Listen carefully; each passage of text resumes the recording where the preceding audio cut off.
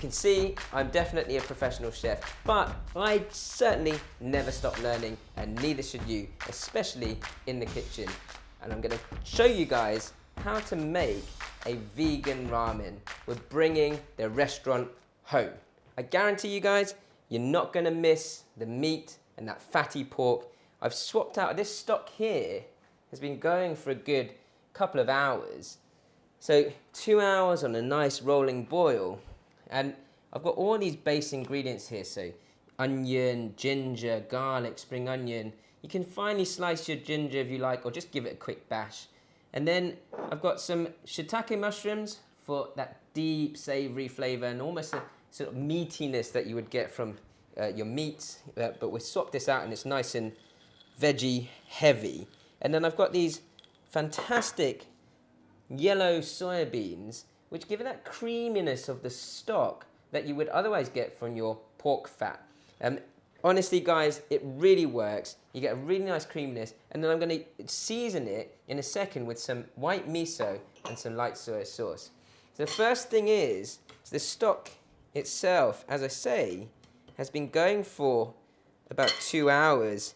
So I'm just going to take all the bits out, and don't throw any of it away straight away, because you want to sift out the shiitake mushrooms in a second, because I'm going to make a nice red miso glaze to cook the shiitake mushrooms and the tofu in to top my actual ramen.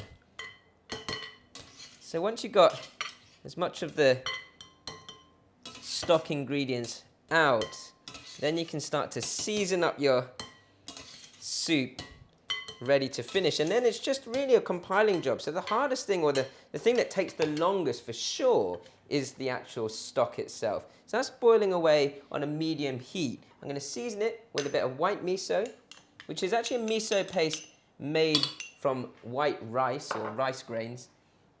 A little bit of light soy sauce, so you get that nice saltiness and savory flavor. And that miso will just melt through nicely into there. I'm just going to bring that to a boil, make sure that melts through. Okay, whilst that's melting into the stock, my ramen, dried ramen, works fine, you know, so we can just take that and pop that into the hot stock for the next 4 or 5 minutes, and that'll cook up nicely. Now, whilst the ramen is cooking, I can finish off the rest of the dish. And you can see I'm taking my time, I'm relaxed, but I'm still on a time limit. I don't want to take all your day up, and I'm going to show you how quick and easy it is to make such a delicious meal. So I've got some firm tofu here that I've just sliced up, and I'm going to sear this carefully. I mean, you want to try not to cut it how I cut it, to be honest. Go careful, okay? But I'm going to use a little bit of avocado oil. Now, avocado oil is a higher heating oil. It's got a higher smoking point than vegetable oil. And it's an unsaturated fat, very, very good for you. So if you can source it, then it's brilliant and has great health benefits. I'm going to go on to a high or medium to high heat here. And then I'm going to start to sear my tofu like so. And in a second, I'll use my shiitake mushrooms and I'll make up a glaze. I'm going to use some red miso paste for the glaze, not white miso. Red miso paste, it's actually fermented grains, so more like barleys and spelt, those types of grains that just give it a darker, more sort of deep savory flavor. It works really well with caramelizing things, you know, things like honey or sugar. I've got some maple syrup here, it's keeping it vegan. Shiitake mushrooms you can see in as well, and that's just searing away whilst my ramen are boiling away. This is very, very relaxed cooking, especially with the stock where the real main flavor comes from. Okay, so my miso paste or my miso glaze, very, very simple. I've got about half a tablespoon of red miso, and then I'm going to go for about half a teaspoon of maple, similar amount of sesame oil, Now I'm going to give that a mix around, and then I'm going to take some of the soup or stock from my ramen here and just top that up carefully. It's very hot. And this is how we do sort of, quick cooking. It's almost like you could feel yourself creating your at-home, ramen bar where your stock's just bubbling away and you're just finishing things off nice and easily. And you can see, the color of that is going to be great once it caramelizes. I don't want to burn that tofu, so I'm just going to flip that over. I'm just doing enough for one bowl to show you guys. But of course, if you're cooking for more people, you can just use a bigger frying pan, or just do your tofu first and then do your mushrooms afterwards. That's no problem.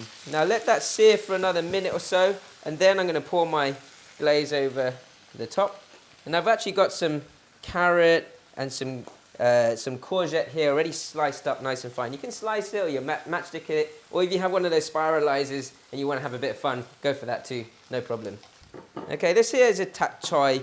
It's kind of like a cousin to pak choy, or bok choy, depending on how you call it. I'm just going to cut that in half because that will cook very, very quickly in the stock. Now my noodles, they're softened nicely after sort of 3 or 4 minutes of cooking. I can sift that out straight away. And then my bowl is ready for my ramen. Ramen needs big bowls, so make sure you get a big bowl for this, Straight over with my noodles. There's space in my stock now for my veg to blanch. My glaze can go over the top. Make sure you get all that miso in. Whoa, look at that. Looks delicious. And then here, it's just easy. I've got some carrot, the thickest vegetable. That's going to blanch in my stock for about maybe 30 seconds to a minute. I'll lay that on top.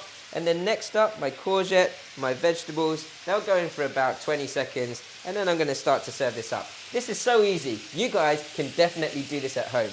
Now, if you feel like you're running out of liquid, you've always got your stock nearby. So just take a spoonful of your stock and add that in so that can melt through the miso. And just keep that going for another minute. My carrots, straight out. And I'm just going rough and ready here. And then a little bit of courgette and my tap choy. I'm just going to put the tap choy on the side there, and that will just wilt through. My courgette doesn't really need to cook much at all. 30 seconds. Straight out. And you can see we're just piling up this beautiful dish here. Take that off the heat, my tap choy. I just want to wilt it so it can just sort of bend around the bowl. And then this dish is pretty much ready to go. You can see my tap choy is so beautiful. It just sits in its own beauty, really. I don't mind if it just lays over the top of the bowl as well. I have asbestos hands, so I'm just going for it with my fingertips, but I'd recommend maybe you guys use a tongs or something like that. Okay, and then your tofu slices. Ooh. Just lay that nicely over the top. Don't forget your mushrooms as well, and that glaze from the miso. Whoa, look at that. Yes. So, in very quick time, I've shown you guys that making a ramen, but not just any old ramen, a vegan ramen at that, really super healthy. It'll make you feel good, but you will not miss that sort of punch of flavor and that deep savory flavor that you get from your normal ramen. Your vegan ramen, done in 10 minutes. I hope you guys enjoy it, and more importantly, I hope you cook it and become your very own independent kitchen heroes.